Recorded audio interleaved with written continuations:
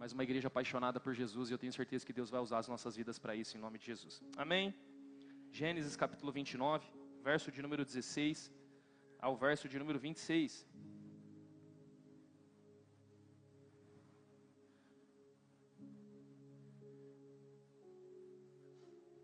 Geralmente essa mensagem que eu vou pregar hoje, eu preguei ela algumas vezes no Rio de Janeiro, em algumas igrejas a qual o Senhor me chamou, mas provavelmente vocês não ouviram essa mensagem, que são algumas mensagens que o Senhor nos dá para pregar fora. Mas ontem eu estava orando e eu senti de pregar essa mensagem, porque existem algumas pessoas que estão aqui que precisam ouvir isso hoje, e eu tenho certeza que Deus vai falar no teu coração. Gênesis 29, verso de número 16 ao verso de número 26, vai dizer assim a palavra do Senhor. Ora, Labão tinha 2 filhas. O nome da mais velha era Lia, e da mais nova, Raquel. Lia tinha olhos meigos, mas Raquel era bonita e atraente. Como Jacó gostava muito de Raquel, disse: trabalharei 7 anos em troca de Raquel, sua filha mais nova.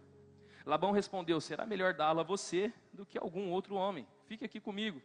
Então Jacó trabalhou 7 anos por Raquel, mas lhe pareceram poucos dias, pelo tanto que a amava. Então disse Jacó a Labão: entregue-me minha mulher, cumpri o prazo previsto e quero deitar-me com ela. Então Labão reuniu todo o povo daquele lugar e deu uma festa. Mas quando a noite chegou, deu sua filha Lia a Jacó, e Jacó deitou-se com ela. Labão também entregou sua serva Zilpa, sua filha, para que ficasse a serviço dela. Quando chegou a manhã, lá estava Lia. Então Jacó disse a Labão: que foi que você me fez? Eu não trabalhei por Raquel? Por que você me enganou? Labão respondeu: aqui não é costume entregar em casamento a filha mais nova antes da filha mais velha. Feche seus olhos, Senhor, em nome de Jesus, fale conosco nessa noite. Que o Teu Espírito Santo possa passear pela igreja, enquanto o Evangelho é pregado e a mensagem é ministrada, que pessoas possam ser curadas nesse lugar, Senhor. Que pessoas possam ser transformadas pelo Teu Evangelho. É por isso que nós estamos aqui nessa noite, porque nós ansiamos pela Tua presença, Deus. Poderíamos estar em qualquer outro lugar, mas escolhemos estar aqui, ouvindo a Tua voz, sentindo o toque do Senhor. Então fale conosco, de uma forma poderosa, em nome de Jesus. Amém, amém e amém. Esse texto é um texto muito interessante, porque você vai perceber um relato dentro de uma família.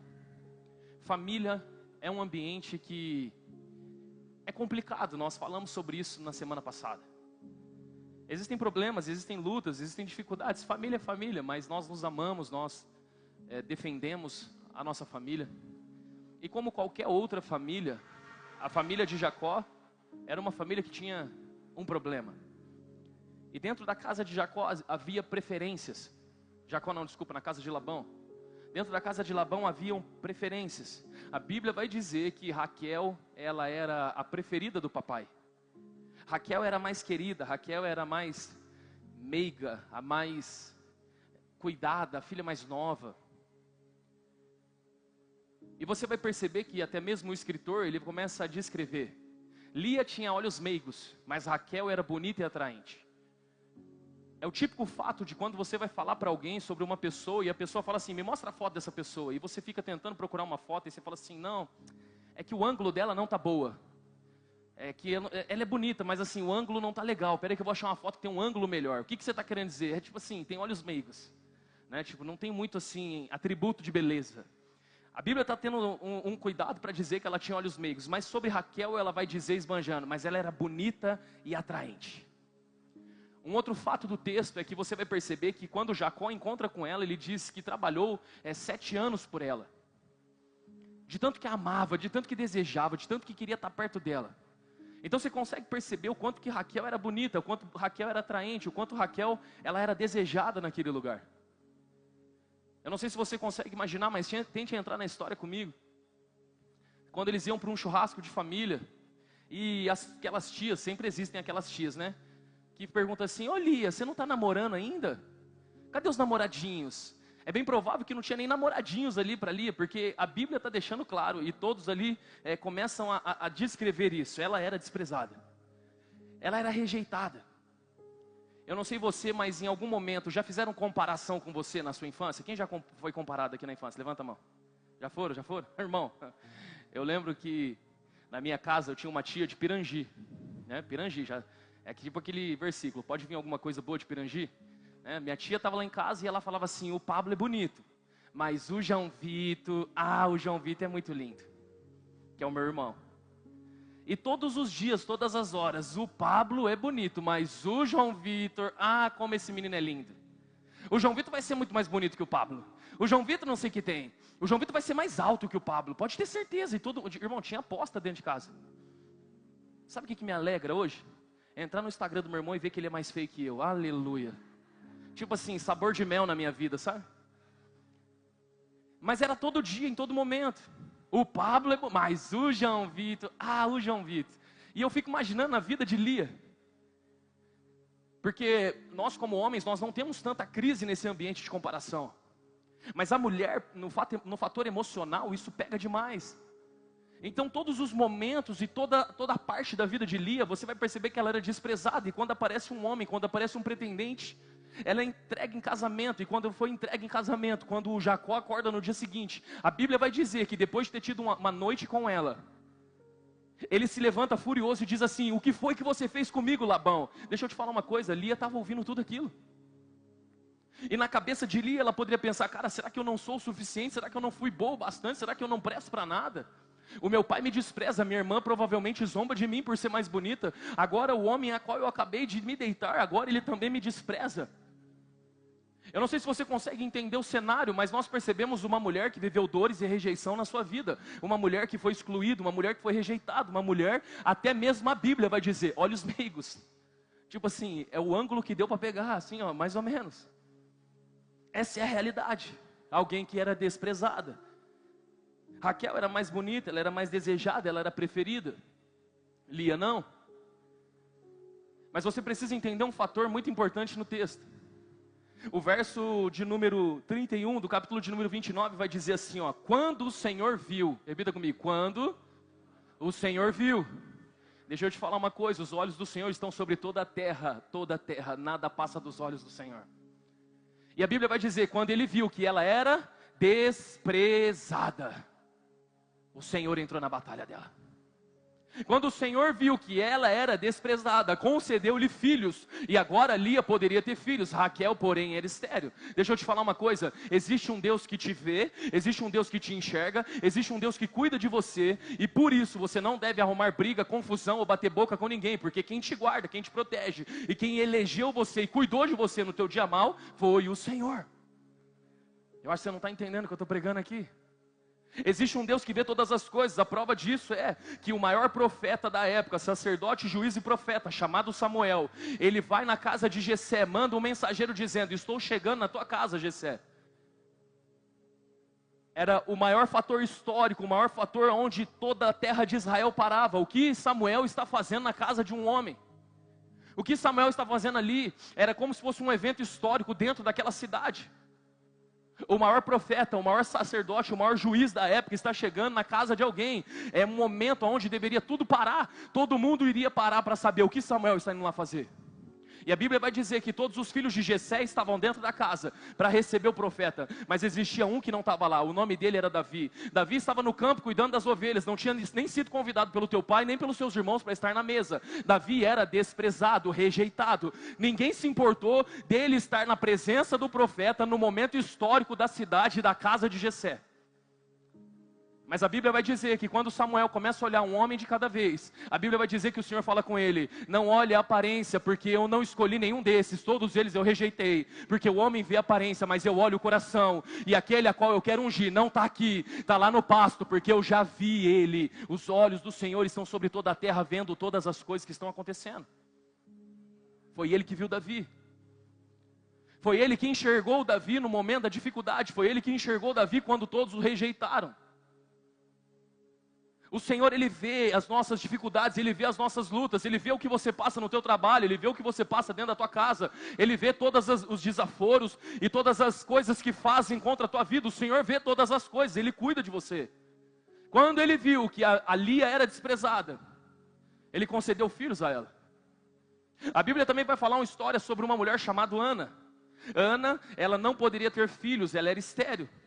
Mas uma outra mulher chamada Penina, que era a sua adversária, provocava ela diariamente, a sua rival ficava confrontando ela diariamente. Quando o Senhor viu, repita comigo, o Senhor viu. Quando o Senhor viu que ela era perseguida, Deus ouviu a oração de Ana, e Ana concebeu um filho, e deu-lhe o nome de Samuel. Exatamente esse Samuel, profeta, sacerdote e juiz que nós estamos pregando e falando aqui nesse momento. Os olhos do Senhor estão sobre toda a terra. Qual é a primeira coisa que você precisa entender e aprender aqui nessa noite? Para de ficar tentando lutar guerras, para de tentar ficar batendo de frente com as pessoas, para de ficar tentando se justificar. Deus não te chamou para se justificar, Deus só te chamou para servir na presença dEle. Então nesse momento é hora de você parar com todo o meninismo, com todo o vitimismo, com todo o dodói que há dentro de você, e entender que Deus é quem luta as suas batalhas, é Deus que cuida de você, é Deus que peleja a tua batalha. De Gênesis a Apocalipse, Ele nunca perdeu uma batalha, não é a sua que Ele vai perder hoje, amém? Não é a tua casa que Ele vai desamparar, não é a tua família que Ele vai deixar. Deus está olhando para você e cuidando da tua família. Quando o Senhor viu, o Senhor está vendo. Quer um outro texto? A Bíblia vai dizer que Jesus manda os discípulos irem um pouco à frente, e os discípulos estavam remando com dificuldade. Repita comigo, remando com dificuldade. A Bíblia diz, e Jesus vendo eles remando com dificuldade, foi até eles. Jesus, Ele vê, Ele não vira os olhos, Ele não vira as costas diante do teu momento de desprezo, do teu momento de rejeição, do teu momento de dificuldade. Se o teu pai te abandonou, saiba que existe um pai no céu que não te abandona. Se os teus filhos te rejeitaram, saibam que existe um pai no céu. Existe aquele que entregou o seu filho para que eu e você pudéssemos ter vida com ele. Se alguma pessoa, o teu chefe ou alguém te rejeitou, se o teu antigo pastor, até mesmo a tua antiga igreja te rejeitou, saiba de uma coisa, existe um Deus que vê todas as coisas e Ele não te rejeitou. Mas existe um sério problema em tudo isso. A Bíblia vai dizer que Deus concebeu filhos para Lia. Se você for entender a história, você vai perceber que filho, para uma mulher, era um sinal de aprovação e da bênção de Deus. Esterilidade para uma mulher era um sinal de maldição naquela época. Uma mulher que não poderia ter filhos naquela época era considerada uma mulher que foi amaldiçoada por Deus. Assim como um cego de nascença, assim como um leproso, assim como um aleijado de nascença. Todos aqueles que tinham alguma deformidade eram conhecidos e registrados como alguém que foi amaldiçoado. Mas aqueles que recebiam filhos, aqueles que poderiam conceber, eram tidos como bênção de Deus.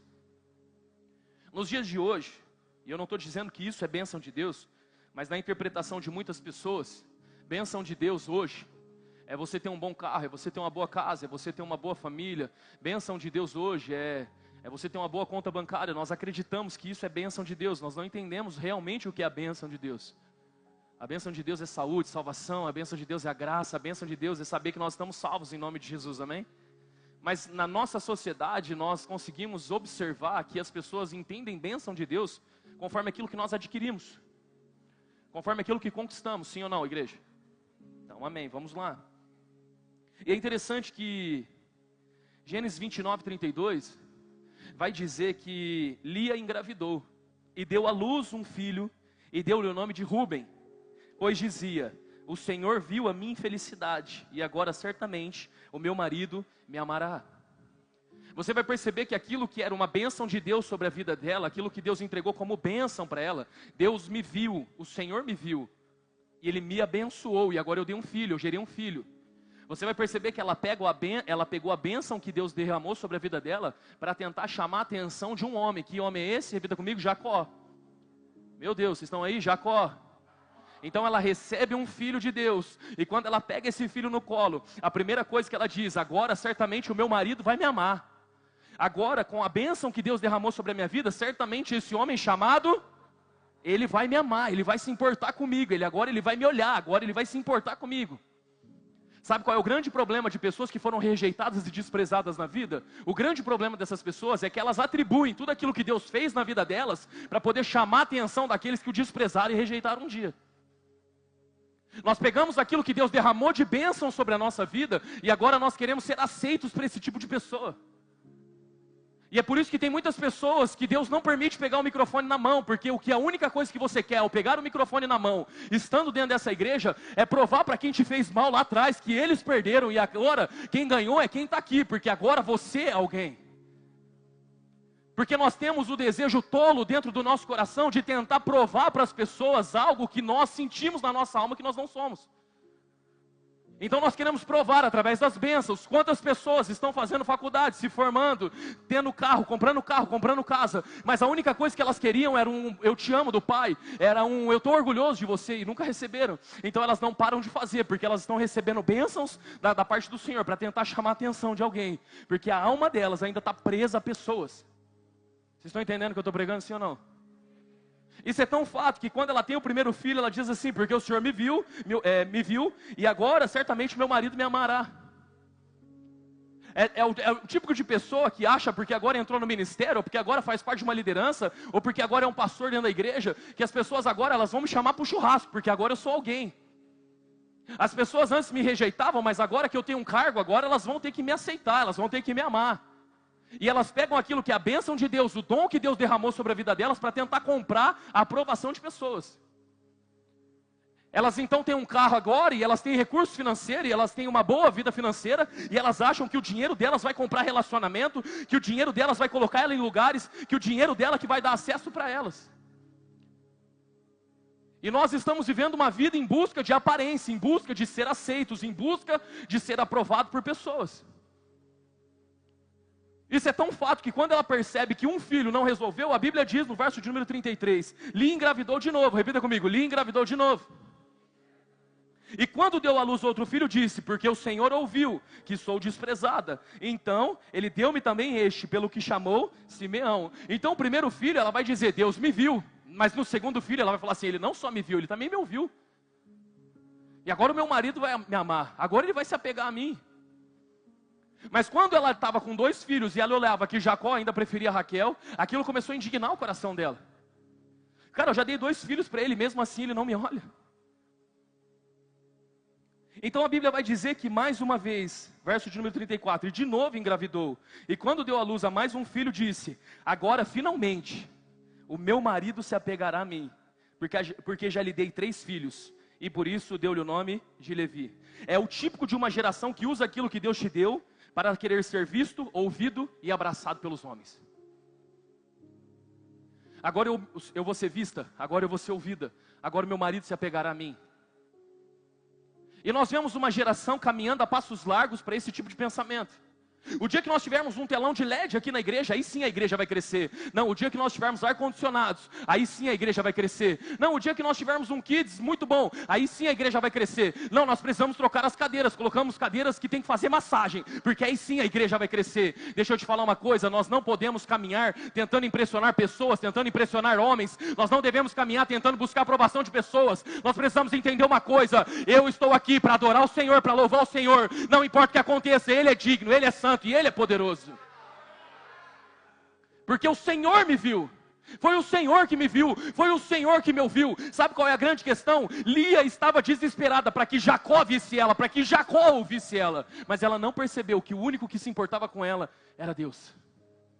Deus me deu um filho e Ele me viu. Quantos querem ser vistos pelo Senhor nessa geração, irmão? Eu só quero ser ouvido por Ele. Não importa se alguns membros dessa igreja não vão com a minha cara. Não importa se algumas pessoas não falam oi para mim. Não importa se o pastor não me cumprimentou. Eu não estou aqui por causa de pessoas, nem por causa do pastor. Eu estou aqui porque o Senhor me viu. Eu estou aqui porque o Senhor me ouviu. Eu estou aqui porque o Senhor se apegou à minha vida. Nós não podemos caminhar em busca de aprovação de pessoas, igreja. Mas isso é um problema de quem foi desprezado, de quem foi rejeitado. É sempre tentar provar algo para as pessoas através dos sentimentos. É sempre tentar se reafirmar. Mas o texto vai contar algo muito interessante. Gênesis 29, verso de número 35.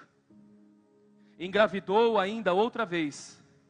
E quando deu à luz a mais outro filho, disse, desta vez louvarei ao Senhor. Eu acho que você não entendeu, sabe o que ela está dizendo? Quando ela gera Judá, que é o 4º filho, repita comigo, Judá. Mais uma vez, Judá. Grifa isso na sua Bíblia, anota isso na sua Bíblia. Quando ela pega Judá no colo, ela olha para Judá e diz assim, esse filho não é para Jacó, esse filho não é para Labão, meu pai. Esse filho desta vez louvarei o nome do Senhor. Dessa vez eu vou dizer, tudo é dele, para ele são todas as coisas. Dessa vez esse filho é dele, dessa vez a minha vida é dele. Eu não estou aqui para fazer mais a minha vontade, mas a vontade dele.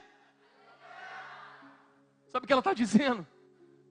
Foi muito tempo tentando chamar a atenção de pessoas. Deixa eu te falar uma coisa, existem pessoas aqui que estão sofrendo, porque faz muito tempo que você está tentando usar o teu dom, o teu talento, as tuas habilidades, até mesmo os seus recursos, para tentar ser aceito por pessoas. Irmão, o seu recurso não compra o dom de Deus. A Bíblia vai dizer em Atos que um homem chamado Simão, ou Simeão, me corrigem aí, pastores, que ele estava vendo quando os apóstolos estavam impondo as mãos sobre pessoas e o Espírito Santo descendo. E quando eles veem que o Espírito Santo estava descendo, sabe o que ele fala? Ei, quanto que eu tenho que pagar para poder receber disso daí que vocês estão fazendo? Eu também quero colocar a mão sobre as pessoas. Quanto que custa para fazer isso? Irmão, aprenda uma coisa, o seu dinheiro não compra o dom de Deus. O teu carro bonito lá fora não pode te dar acesso ao altar de Deus. O que te coloca aqui em cima é a unção de Deus e não o dinheiro que você tem. Você pode ter acesso no meio das pessoas e no meio dos lobos e naqueles que são mercenários e não pastores. Porque os mercenários gostam de dinheiro, mas os pastores cuidam das ovelhas. Você pode até ter acesso a essas pessoas, mas se você quer acessar a unção de Deus, uma única coisa você deve fazer. Desta vez, louvarei o nome do Senhor. Dessa vez eu bendirei aquele que é digno. Dessa vez, aquilo que Deus colocou na minha mão não é mais para chamar a atenção de Jacó, não é mais para que Labão possa olhar para mim. Dessa vez, eu quero honrar aquele que me viu, aquele que me ouviu e aquele que se apegou a mim quando ninguém estava comigo. Judá, desta vez louvarei ao Senhor. A mensagem para você nessa noite é a seguinte: se você não deixar o teu passado para trás, você não vai conseguir viver o novo de Deus para a tua vida. Nós estamos falando muito sobre estações, mas aprenda uma coisa: você só pode entrar numa nova estação se você abandonar as coisas velhas. A nova estação não é dada através daquilo que é novo, que está sendo derramado sobre a tua vida. A nova estação, ela é iniciada a partir do último velho ter desaparecido da tua vida. Preste atenção, a Bíblia vai dizer que o povo deveria sair do deserto, do Egito, e ir até a terra prometida, chamada Canaã. A Bíblia vai dizer que Deus vai dizer o seguinte: quando o último homem que saiu do Egito morrer, aí sim vocês vão entrar na terra prometida. Eles poderiam ter milhares e milhares de filhos, viver milhares e milhares de novas histórias. Enquanto o último homem não morresse, eles não acessariam a nova estação. Tem muita gente preocupada aqui em como começar a fazer coisas novas para viver o novo de Deus, para entrar na nova estação. Mas o que o Senhor quer que você aprenda hoje de uma vez por todas, o que vai te colocar na nova estação da tua vida, não é você fazer coisas novas e coisas diferentes. O que vai te colocar na nova estação da tua vida é você abandonar as coisas velhas. É você deixar para trás aquilo que não agrada mais o Senhor. O Evangelho não é sobre você fazer muitos sacrifícios. O Evangelho é sobre obediência. E a gente está preocupado em fazer sacrifício demais, mas a gente continua desonrando, a gente continua desrespeitando, a gente ainda continua falando coisas que não deveria. Achando que uma oração a mais, dentro do nosso quarto de 1 hora a mais, ou 2 dias fixos lendo a Bíblia, vai resolver alguma coisa. Vai resolver, você vai bater algumas metas, você vai atingir algumas coisas. Mas Deus não pode derramar algo novo sobre odre velho, você precisa arrancar o velho, senão você não vai receber o novo. Vocês estão entendendo, sim ou não? Então existem comportamentos seus que precisam desaparecer, e o primeiro desses comportamentos que precisam desaparecer é deixar para trás aquilo que Deus já não ama mais. Aquilo que já não é mais importante para o Senhor. 1 Samuel capítulo 16, verso de número 1 vai dizer: até quando você vai, Samuel, ficar preocupado com Saul? Eu rejeitei Saul. Saul já não é mais importante para mim. Até quando você vai ficar apegado a isso? A pergunta do Senhor para você nessa noite é: até quando, irmão? Até quando a tua vida vai ficar pautada nas coisas lá de trás? Acabou, encerrou o ciclo, tchau. Você nunca vai conseguir ungir Davi se você ainda está apegado a Saul, se você ainda está apegado às coisas lá de trás. Você precisa encerrar um ciclo na tua vida o mais rápido possível, senão você não vai viver o novo. Pastor, o que você está querendo dizer com isso? Eu estou querendo dizer para você que você não vai conseguir fluir como um membro dessa casa, ou como alguém que o Senhor chamou nessa terra, se você ainda está apegado aos problemas que você viveu lá no passado. Acabou. Porque hoje em dia existem muitas pessoas que acham que elas vão conseguir começar a orar e elas vão conseguir começar a profetizar e declarar, mas se elas não forem lá atrás resolver o problema, fechar a janela lá daquele passado dela e encerrar esse ciclo, ela acha que está tudo bem, muda de igreja, muda de vida. Não é assim que funciona. Eu mudo de trabalho e agora já era. Não, irmão. Porque o mesmo problema que você teve nesse trabalho, você vai ter no outro trabalho se você não mudar você. Eu vou mudar de igreja e está tudo bem, porque eu mudando de igreja, agora ninguém mais me conhece, eu recomeço minha vida. Não existe isso. Porque existem problemas lá atrás que você precisa resolver. Existem pessoas que não conseguem mais fluir no ministério, não conseguem mais adorar ao Senhor, não conseguem mais ser intensos, por causa de uma única palavra: ainda não liberou perdão para o passado. Pode orar 2 vezes mais do que orava antes, pode jejuar 4 vezes mais do que jejuava antes. Deus não quebra princípios elementares da palavra dele. Ninguém derrama vinho novo sobre odre velho. O povo de Israel poderia ter milhares e milhares de novos filhos, só acessariam a terra depois que o último que saiu do Egito morresse. Então é sobre morrer os velhos hábitos e não sobre começar novos hábitos todos os dias. Nós estamos preocupados em sempre começar a fazer algo novo. É só abandonar o velho. Vocês estão entendendo, sim ou não? Para que fique mais específico, Gênesis 41, verso de número 51 ao verso de número 52. A Bíblia vai dizer que José do Egito, ele foi abandonado pelos seus irmãos, vendido pelos seus irmãos, esquecido, traído, largado. Ele ficou 13 anos no Egito como escravo e como prisioneiro.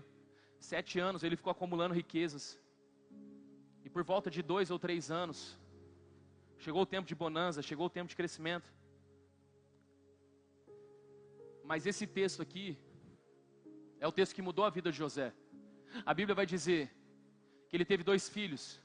E ao primeiro, José deu o nome de Manassés. Repita comigo, Manassés. Manassés significa: Deus me fez esquecer de todo o meu sofrimento e de toda a casa do meu pai. Sabe o que José está dizendo? Quando ele pega o seu primeiro filho no colo, ele olha para aquele filho e diz assim: o nome dele será Manassés. Provavelmente a sua esposa olha e fala assim: por que Manassés? Ele falou assim: porque eu acabei de gerar o perdão para minha casa, para minha família. Eu não me lembro mais do sofrimento que foi gerado sobre mim. Deus está fazendo algo novo na minha história. A Bíblia vai dizer que ele teve um segundo filho. Pode passar para mim, por favor? E ao segundo filho chamou Efraim. Repita comigo, Efraim. Dizendo: Deus me fez crescer na terra onde tenho sofrido. Aprenda uma coisa, igreja: você só vai gerar Efraim depois que nascer Manassés. Manassés precisa nascer primeiro na tua vida, para depois nascer Efraim. Pastor, o que significa isso? Primeiro você precisa perdoar, para depois você prosperar. Porque Deus não vai te levar a prosperar sem você perdoar. Porque se Deus te levar a prosperar sem acontecer o perdão, quando você pegar o microfone na mão, você não vai edificar vidas, você vai sangrar sobre elas. É por isso que tem muitas pessoas que estão se esforçando para prosperar, mas se entenderem o princípio bíblico, elas vão retornar e resolver o problema do passado, elas vão perdoar. E depois disso, de uma forma acelerada, como nunca antes, elas vão começar a prosperar de forma grandiosa no ministério, na vida, na família, na casa. Não existe casamento que prospera, não existe casamento que cresce com mágoas, com ressentimentos. Se não for gerado Manassés dentro do teu casamento, irmão, você não vai conseguir prosperar dentro do teu casamento. Não, mas nós vamos começar a fazer coisas novas, nós vamos tentar fazer algo diferente, nós vamos começar a vir nos cultos de casais, coisas que a gente não fazia antes. Isso é bom? Ajuda pra caramba, vai ser muito legal. Mas se não resolver o problema do passado, vocês não crescem. A grande questão é que para você gerar Manassés e para você gerar, você precisa ter dores de parto. E ter dores de parto incomoda, dói demais. Quando você começa a gerar um filho, quando você começa a colocar aquilo para fora, é luta, é dor, é grito, é sofrimento. Mas aprenda uma coisa: precisa nascer perdão de dentro de você, porque se não nascer perdão, não nasce prosperidade. Eu queria ouvir pelo menos uns 10, glória a Deus, só nisso. Mas eu sei que é difícil entendermos essa parte, e muitos de nós queremos viver escondendo os sentimentos. Lia todo o tempo estava tentando provar para alguém que ela era alguém, que ela era importante, que agora eu tenho 3 filhos, agora Deus me viu, Deus me ouviu, agora a minha casa vai crescer, vai prosperar. Mas quando ela olha e entende, cara, não tem como prosperar, não tem como avançar se eu continuar presa ao meu passado. Quer saber? Eu não quero mais chamar a atenção de Jacó, eu não quero mais me importar com a opinião do meu pai Labão. Agora eu só quero uma coisa: desta vez louvarei o nome do Senhor, desta vez eu vou bendizer quem Ele é, desta vez eu vou dizer que Ele é é santo, poderoso? Será que você pode levantar a tua mão e começar a glorificar o nome do Senhor? Será que você consegue dizer nesse momento, Senhor, obrigado, o Senhor é santo, o Senhor é poderoso? Enquanto você começa a glorificar, enquanto você começa a dizer que Ele é santo, algo é gerado de dentro de você. Judá começa a ser gerado, a presença de Deus começa a fluir nesse lugar e mudar a tua história. Ele é santo. Quando você entende que a sua vida já não está mais pautada em buscar a aprovação de pessoas, você começa a viver algo extraordinário. Agora ela estava no quarto filho, e o nome dele era Judá. Algo começa a acontecer a partir daquele filho, algo extraordinário começa a acontecer a partir daquele momento. A Bíblia vai dizer que em certo momento, Gênesis 30, verso de número 14, durante a colheita do trigo, Rúben saiu ao campo, o filho mais velho de Lia. Encontrou algumas mandrágoras e trouxe a Lia, sua mãe. Então Raquel disse a Lia, dê-me algumas das mandrágoras do seu filho. É muito interessante que se você for estudar sobre a mandrágora era uma planta medicinal, a qual eles acreditavam também, de uma forma mística, que era a planta da fertilidade. Quando Raquel olha aquela planta, ela vai falar assim, agora está tudo explicado. Agora eu entendi por que você prospera, agora eu entendi por que você avança. Você está usando o código, você está burlando o sistema. Você está usando mandrágoras. Sabe o que ela diz? Me dê as mandrágoras. Eu quero as mandrágoras. E se você me der as mandrágoras, eu vou deixar você ter mais uma noite com Jacó. Você vai poder dormir com Jacó mais uma noite, mas eu quero as plantas. E a Bíblia vai dizer que naquele momento, Lia vai e dorme com Jacó. Verso de número 17 do capítulo de número 30. E Deus ouviu Lia, e ela engravidou, e deu a Jacó o quinto filho. Repita comigo, Deus ouviu Lia. Se Deus ouviu, significa que Lia estava. Só é possível Deus ouvir alguém que está falando. Deixa eu te falar uma coisa, sabe o que Lia nos ensina aqui hoje? Que nunca foi sobre as mandrágoras, sempre foi sobre o secreto. As pessoas vão olhar para você e vão falar assim, também está crescendo, prosperando, porque tem estratégia, porque está pagando alguma coisa, está burlando o sistema, está sonegando imposto, está fazendo alguma coisa diferente. É porque é amigo do pastor, é porque é amiga da pastora, é porque é amigo de empresário, é porque faz isso, faz aquilo. Não, irmão, aprenda uma coisa. O segredo do crescimento de muitos nunca foi a mandrágora, nunca foi o network, nunca foi as estratégias do sistema desse mundo. Sabe qual que é o segredo do crescimento de Lia? Relacionamento com Deus. Você quer viver algo extraordinário, você não precisa que ninguém banque você, você não precisa de nenhum governo, nenhuma igreja, nenhum pastor te financiando para poder viver aquilo que Deus tem para a sua vida. Você só precisa dele. Porque quando você se prostrar diante dele, começar a rasgar o teu coração na presença dele, quando você entrar para dentro do teu secreto, irmão, a tua vida vai começar a ser transformada. Quando você entrar dentro do teu secreto, Deus vai começar a ouvir a tua vida, Deus vai começar a ouvir as tuas orações. E aquele que me busca no secreto, o Senhor recompensará. Chegou um tempo onde a igreja precisa parar de tentar viver através das mandrágoras. Chegou um tempo onde a igreja precisa parar de ficar tentando viver conforme o mundo vive. Quais são as estratégias que o mundo vive? Quais são as tecnologias que o mundo usa? Quais são as formas que o mundo faz para crescimento? A igreja não precisa de técnica, de formas. A igreja não precisa de estratégia. E entenda bem, eu não estou desprezando elas. Eu conheço e honro elas. Mas aquilo que vai mudar a tua casa, aquilo que vai mudar a tua família, aquilo que vai fazer o crescimento da igreja, não são técnicas, não são estratégias. Aquilo que vai fazer crescer é o secreto, irmão, é a presença de Deus. Porque enquanto você está aqui, existem pessoas de pé ao redor dessa igreja orando enquanto nós estamos pregando. Enquanto você está adorando, aquela sala fica pessoas orando ali o tempo inteiro. Sabe o que é isso? É a presença de Deus se manifestando enquanto pessoas estão no secreto. A única coisa que você precisa é entrar para dentro do teu quarto, fechar a tua porta e falar, Senhor, vai na frente dos meus negócios. E de repente, de uma forma que você não consegue imaginar, os clientes vão começar a te procurar. Porque quando você entende que tudo é para Ele, porque desta vez louvarei o Senhor, Deus começa a mudar a tua história, irmão. O problema é que muitos de nós estamos preocupados em ligar para um irmão da igreja e pedir para alguém te socorrer. E ligar para um parente e falar para o parente te socorrer. Não tem problema você fazer nada disso, irmão, mas você precisa fazer uma coisa antes de ligar para qualquer pessoa. Você precisa entrar para dentro do teu quarto e falar assim: Senhor, faz um milagre na minha vida hoje, muda a minha história hoje. Eu não preciso de planta medicinal, eu não preciso de misticismo, eu não preciso de nada do que o mundo oferece. Eu preciso do Senhor, eu preciso da tua presença. Eu só quero o Senhor, eu só quero a tua glória. Eu só quero que o Senhor desça aqui, muda a minha história, muda a minha vida, muda a minha família. Isso é tão forte na vida de Lia, e é tão real na vida de Lia, que a Bíblia não vai afirmar isso, mas a Bíblia nos dá liberdade de, às vezes, trazer alguma coisa, sem você fugir das Escrituras e sem gerar uma heresia. É uma licença poética. A Bíblia não fala, mas eu acredito, que Raquel usou das mandrágoras e nada aconteceu. Mas ela viu que as mandrágoras não estavam com Lia, que estava com ela. E Lia engravida mais uma vez. Eu não sei vocês, mas eu acredito que Raquel, ela vai lá na tenda de Lia e fala assim: Lia, vamos conversar? Nós somos irmãs. Qual que é seu segredo? Porque eu já tentei as mandrágoras, eu já tentei isso, eu já tentei aquilo, mas eu não consigo. Eu não consigo acessar aquilo que você está acessando. Você já tem 5 filhos, eu não tenho nenhum. Qual que é o segredo? A Bíblia não vai dizer, mas a Bíblia vai mostrar um comportamento de Raquel. E é sobre esse comportamento que eu quero que você entenda. Gênesis 30, verso de número 22 vai dizer: então Deus lembrou-se de Raquel. Deus ouviu, repita comigo, Deus ouviu. Deus só pode ouvir alguém que está. Deus ouviu Raquel. O seu clamor e a tornou fértil. Deus ouviu. Eu acredito que em algum momento dentro daquela tenda, Lia falou para ela assim: minha irmã, vem aqui, deixa eu te explicar uma coisa.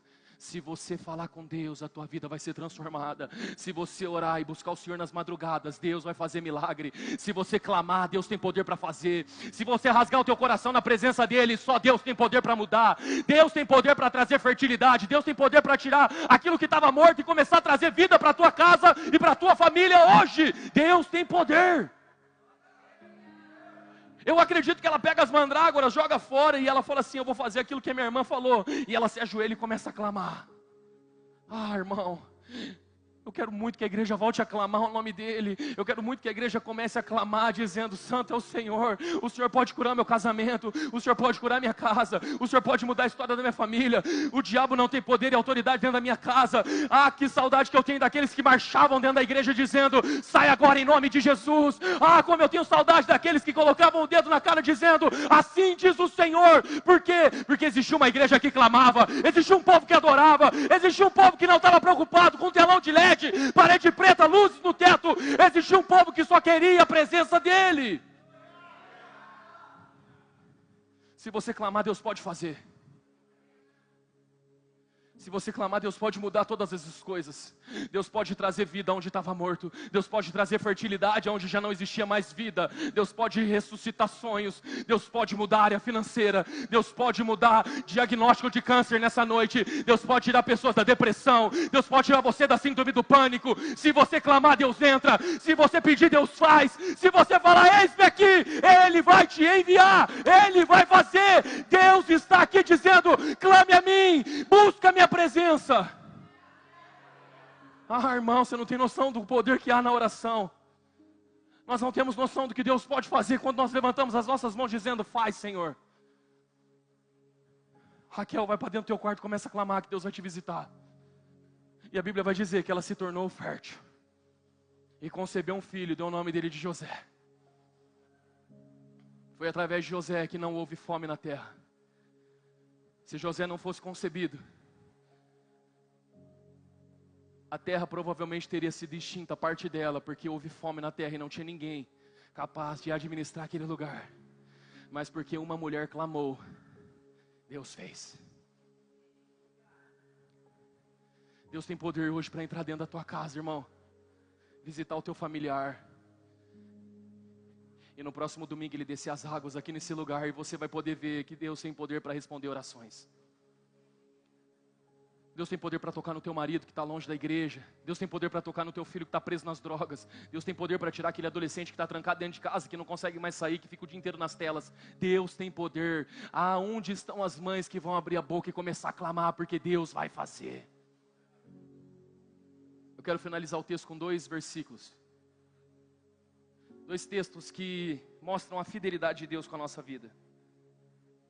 Deus honra, irmão. Nenhuma palavra volta vazia. Qual era o maior desejo da vida de Lia? Qual era o maior desejo da vida de Lia? Repita comigo: ser amada, ser desejada. Ela só queria uma coisa na terra, humanamente falando: que Jacó olhasse para ela. Era a única coisa que ela queria na vida, que Jacó se importasse com ela. Eu tenho certeza que em algum momento da vida dela, ela orava ao Senhor: Senhor, faz meu marido se apegar a mim. Eu não estou aqui mais para chamar a atenção dele, mas como eu queria. Quantas vezes você já fez essa oração? Senhor, se for da tua vontade, tudo bem. Se não for também, tudo bem, mas como eu queria. Nenhuma das tuas orações voltam vazias, irmão. E olha o que o texto vai dizer, abra comigo, Gênesis 49, verso de número 29. Coloca na tela para mim, por favor. A seguir, Jacó deu-lhe essas instruções: estou para ser reunido ao meu povo, sepultem-me junto aos meus pais, na caverna do campo de Efron, Hitita. Ele está dando orientações sobre a sua morte. Ele está falando com seus filhos: eu vou morrer, chegou os fins dos meus dias, e eu tenho algumas orientações para passar para vocês. Pode passar o próximo versículo. Ele vai dizer onde é a caverna do campo de Macpela, perto de Manre, em Canaã. Campo este que Abraão comprou de Efron, o Hitita, como propriedade para servir de sepultura. Ele está falando sobre o campo onde o avô dele comprou. Próximo versículo. Ali foram sepultados Abraão e a sua esposa. Repita comigo: Abraão e sua esposa Sara. E Isaque e a sua esposa. Repita comigo: Isaque e sua esposa Rebeca. Ali também sepultei. Ali também sepultei. Meu Deus. Sabe o que Jacó está dizendo? Eu não quero ser enterrado com Raquel. Eu quero ser enterrado com Lia. Você não está entendendo, irmão. Nesse momento já era para você estar glorificando o nome do Senhor. Porque existe um Deus que encontra um desprezado nessa noite aqui nesse lugar. Existe alguém que ouviu a tua oração desde quando você era uma criança e tem tudo anotado, e Ele vai dizer: eu vou realizar, ainda que pareça impossível, ainda que você não esteja mais vivo nessa terra, mesmo assim eu vou honrar a promessa que eu fiz para você. Ali sepultei Lia, minha esposa, aquela a qual foi a minha primeira esposa, a primeira mulher a qual eu deitei, a primeira mulher a qual eu me relacionei. A essa mulher eu vou honrar, a essa mulher mesmo que ela não esteja mais viva, é com ela que eu quero ser enterrado. É com ela que eu quero passar a eternidade dos meus ossos. É ao lado dela. Eu vou honrar aquilo que aquela mulher fez. Me enterre com Lia, me coloque com ela. É com ela que eu quero viver, morrer o resto da minha vida, dos meus dias. Aleluia. Deus tem poder. Próximo versículo, Apocalipse capítulo 5, verso número 3. Qual era o nome do filho a qual ela disse: desta vez louvarei o Senhor? Qual era o nome do filho? Apocalipse capítulo 3 vai dizer: contudo, ninguém no céu e nem na terra e nem debaixo da terra era capaz de abrir o livro, nem olhar para ele. Próximo versículo. Eu chorava muito, porque ninguém foi achado digno de abrir o livro e nem de olhar para ele. Próximo versículo. Então um dos anciãos me disse: não chore, eis que o leão da tribo de desta vez louvarei o nome do Senhor. Aquele filho foi aquele filho que trouxe o Salvador, foi aquele filho que trouxe aquele que é digno de abrir os selos, aquele que é digno de abrir o livro. Você não tem noção do que é a honra de Deus sobre vidas. Quando ela olha para aquela criança, ela não imaginava que com ele no colo, chorando, dizendo: esse é teu, esse eu vou te honrar, esse eu entrego a ti, esse eu entrego nas tuas mãos, Jesus. Algo lá no céu começa a se mover, algo lá no céu começa a se movimentar, e Deus está dizendo: é através desse, da entrega genuína, da entrega verdadeira, através desse virá o Salvador. Se hoje nós estamos aqui glorificando o nome do Senhor, é porque uma mulher lá atrás, quando nasce o quarto filho, ela diz: dessa vez eu louvarei o nome do Senhor. Você não tem noção do que Deus pode fazer na tua vida se hoje você começar a louvar o nome dEle. Você não tem noção do que Deus pode fazer na tua história se hoje você se prostrar diante dEle. Nós não temos dimensão do que vai ser a próxima geração, mas eu quero profetizar nesse lugar: haverá salvação de vidas através da tua casa, haverá salvação de vidas através da tua família, haverá salvação de vidas, pessoas serão transformadas. Deus vai honrar toda lágrima que você derramou, toda tristeza que foi depositada diante do altar do Senhor. Se você crê nisso, se coloque de pé em nome de Jesus. Quantos estão afim hoje de clamar a presença dEle? Quantos estão afim hoje de rasgar o coração na presença dEle? Meu irmão, não sei se você está entendendo, mas existe uma atmosfera poderosa nesse lugar. Lágrimas serão derramadas nesse altar hoje, e algo vai começar a ser ativado lá no céu. Deus vai começar a fazer algo no céu agora. É como se Deus começasse a derramar algo sobre a terra, marcando a nossa geração. E aqueles que estão entendendo que o Espírito Santo está falando, se é com você que Jesus está falando, irmão, nós vamos começar a cantar uma canção, e eu quero que você saia desesperadamente do teu lugar e venha aqui na frente, rasgue o teu coração na presença dEle. Se você foi desprezado, maltratado, rejeitado, se ainda há feridas na tua alma, chegou o momento de você gerar Manassés aqui nesse altar. Chegou o momento de você começar a conceber Manassés, porque quando você concebe Manassés, aí sim Deus começa a gerar Efraim dentro de você.